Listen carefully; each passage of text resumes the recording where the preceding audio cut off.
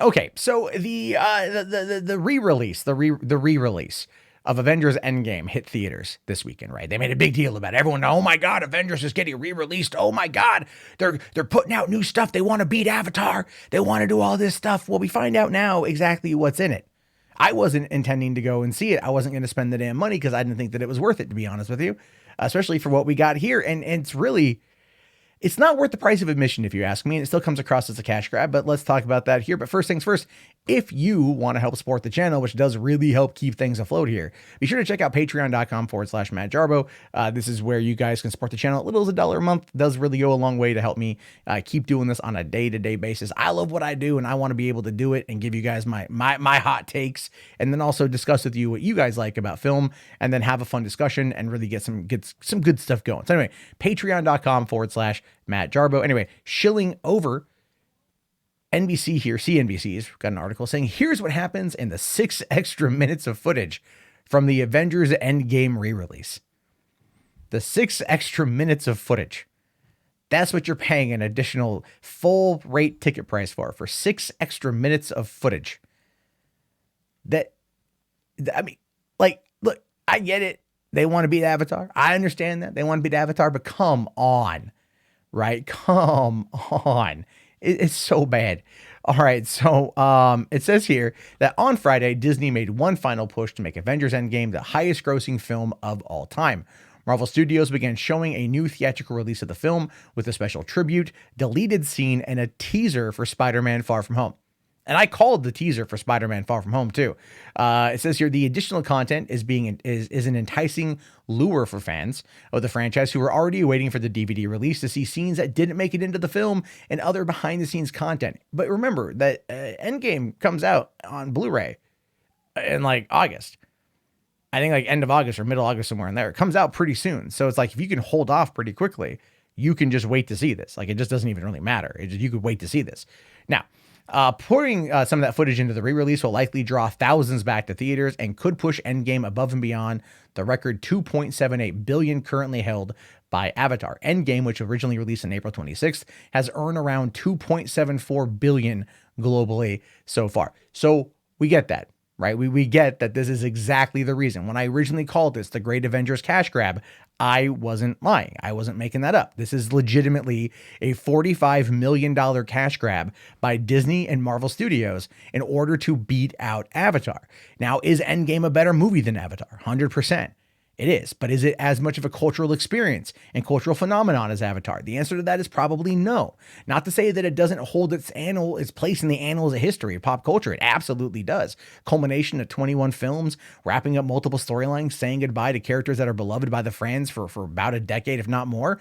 I mean, yeah, really, there are a lot of things with this movie that are fantastic, but Avatar is Avatar. That's one movie. This one took 22 to get there. You know what I mean? So you got to keep that in mind. Now, it says here's spoilers, by the way. We're going into spoiler territory, but at this point, you probably have already seen it. Now, what you first get is a tribute to Stan Lee, which is good. I'm not going to lie. That's really good.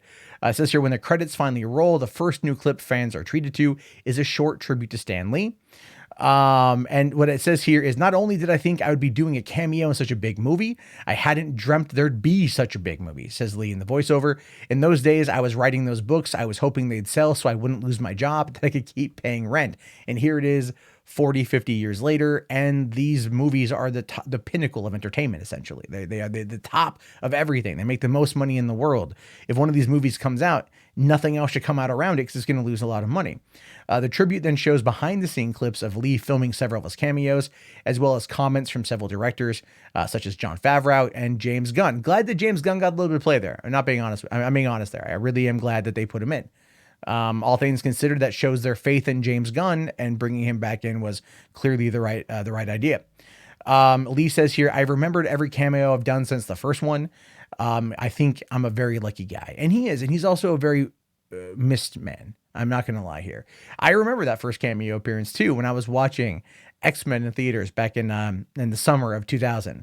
And when what's his name? Bruce Davidson leaves crawls out of the ocean, and he starts kind of, transforming.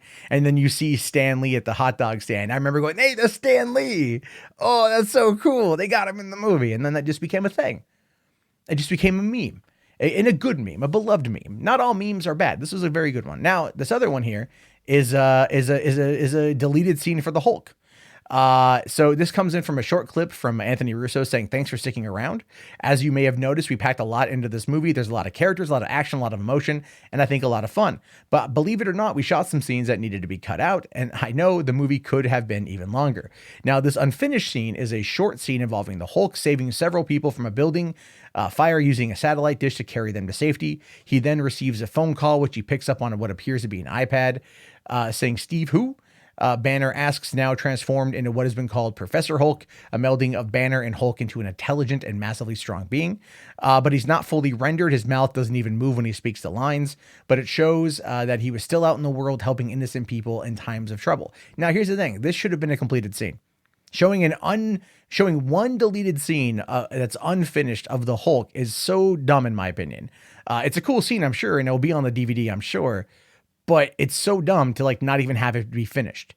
It's like you should have already had that be pre-rendered and ready to go. Like if you're going to be asking people to go and reinvest not only their money but their time, you're going to want to give them more than a poster, which is cool, by the way. I want to point that out. That poster is cool of the Iron Man gauntlet with the stones. That was great.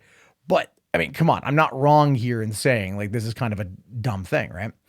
So yes, it's suggested this is a phone call that leads to Banner meeting up with everybody when we first meet him in Endgame, which makes a lot of sense. And then finally, to promote Here Come Spider-Man Far From Home, Marvel also inserted a short clip during the post credits. It is the opening scene to the second standalone Spider-Man flick. It shows Nick Fury and Maria Hill arriving at a Mexican village that's been destroyed by some natural disaster. As the two S.H.I.E.L.D. agents walk through the rubble, they are greeted by Mysterio and a giant rock monster. We kind of saw that in the trailer, the very first teaser, where you see them walking towards a rock monster. And then you hear, "You don't want any part of this," he says. This is by Mysterio, as he attacks the monster with his powers, green energy flying from his hands. And that's it. And that's it. That's everything. That's the 6 minutes. That's what you get. It's so wasted, in my opinion. It's such a wasted thing. It's a cash grab. I mean, like, I don't fault them for wanting to beat Avatar. All right. And had the movie come out like in Christmas time or something when there wasn't anything around it that was even remotely going to come close to touching it for months on end, they would have probably cracked that number. But they released it at the beginning of summer and they were up against Pokemon, John Wick, Aladdin, their own movie. You know what I mean? Like, what was the other one? There's other films that came out. Doesn't even really matter. They were up against Godzilla. They're up against a bunch of other movies. And as a result of that, it just delineates the box office. This goes to show you another reason why these movies have got to stretch themselves out. They got to really stretch themselves out. If they don't do it, that is a problem. And that is precisely why they're doing this re-release, why this re-release was pushed out there, why this re-release was considered a big deal. It's not a big deal. It should have, I'm just kind of, I don't know, kind of like, I'm disappointed, I should say. I'm disappointed that they would go down this route. It just because it feels like such a money-hungry cash grab. If you really wanted to hit it, you really wanted to make it worth your while, then you have the deleted scenes in the movie release an extended cut for 1 week only, and you would fill that up. I remember in 2007, Transformers released the extended cut in IMAX for like a week. All right, I went and saw it. I went and saw Transformers 2007 extended cut in IMAX. It was great. It was an experience. It was a once in a one-time thing. And they should have done that here. You want one last push. We're going to make the extended cut and we're going to cut out one showing per day, or it doesn't even really matter. They could even do it whenever they want. And people would flock to it because there's more footage than this kind of crap. And that's what it is. It's just, it's a waste. It's an absolute waste. And there's nothing worse you could do to fans than waste their damn time. So I'm done wasting yours on this video. Please sure to leave your comment below. Thumbs up if you like. I'll talk to you guys later. Have yourself a great day and peace out.